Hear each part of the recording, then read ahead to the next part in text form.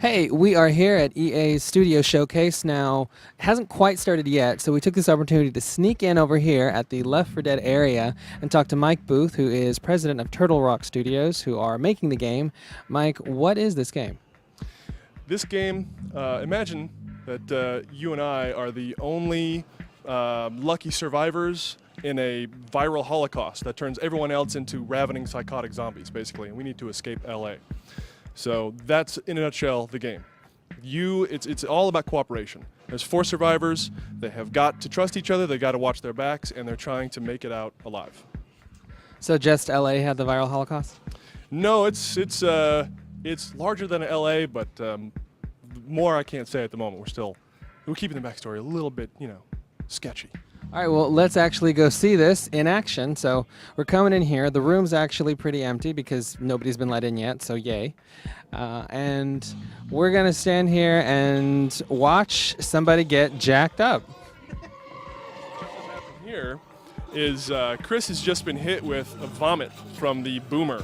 He's one of our special boss zombies. Boss zombies have specifically weird mutations. The boomer is a big obese guy full of methane gas who can vomit blood. If he hits you with that blood, then you're basically it for about 20 seconds, and every zombie in the area will only target you. So your teammates need to protect you during that time. And just to be clear, even if it is a little bit too much work to protect you, they probably should, because an incomplete team is a dead team, right? That's right, that's right. If this is not a game that you can run off on your own. It's designed to be very cooperative. Like in that particular case there, he was just hit by a hunter pounce. And once the hunter pounces him, he's done, unless his friends come and save him. So you have to stay together, you have to trust each other, and you have to watch your back. And so we're in kind of a distressed urban environment that's seen better days. Can you tell us a little bit about where the levels are set? Obviously, you said LA. Are we going to recognize any locations? No, nothing is that specific. We're trying to keep things fairly generic. But what you're seeing here is an urban environment. We also have other urban environments as well as rural environments, which are very different. They play very differently. Now, what you'll notice here is that it's fairly quiet at the moment. There's another boomer for you. What we have the AI director, that is an artificial intelligence that's watching over the whole scene, and it's going to vary the intensity to keep the experience exciting. Because if we just threw infected at you, horde after horde after horde, you'd quickly get burned out. And if it was always like this and too quiet, it would be very boring. So the director watches the intensity of each survivor's experience and then raises and lowers the intensity of the game over time. So sometimes you'll just get totally swarmed. There'll be lots of things going on. Sometimes it'll be eerily quiet like this.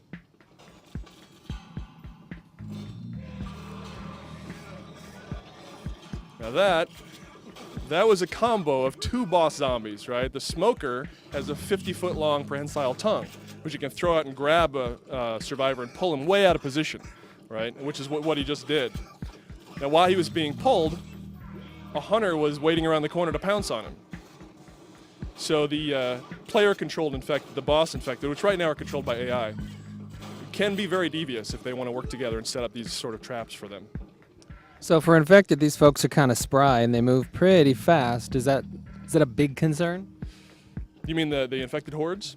Well, I found that having these mobs of just enraged people, I thought was incredibly scary, right?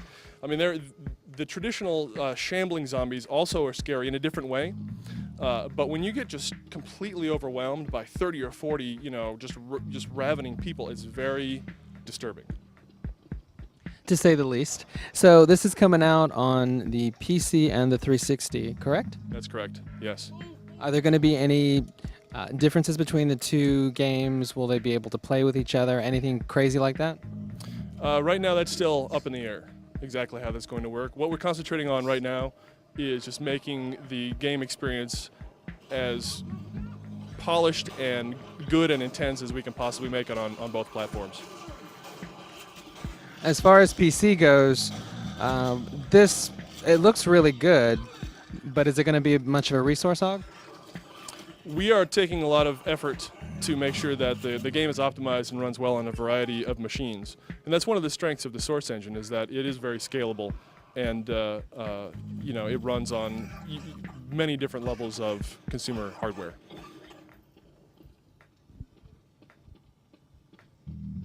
And so this is one particular stage. Can you give us a sense of how the game structure is going to be? Is it clear different stages, different areas? What we have right now is basically survive and escape. So you see that red door right up there? That's the first sort of safe room door. And once the survivor team makes it to that door, go ahead and go in, Chris. Once the team makes it to that door, then they've progressed. They've made it through the first part of this campaign, and each campaign is 5 maps long. And for an experienced survivor team, it'll take them about 45 minutes to an hour to make it if they know what they're doing and they survive. But you don't always survive in Left 4 Dead. It's survival horror.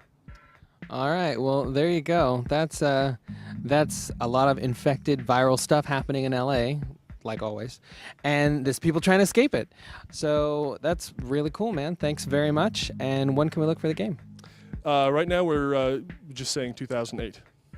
Sweet, good and vague. So we'll be bugging him most of 2008 until we find out about when it's coming out. But until then, let's go look at all the other stuff they got here at EA Studio Showcase.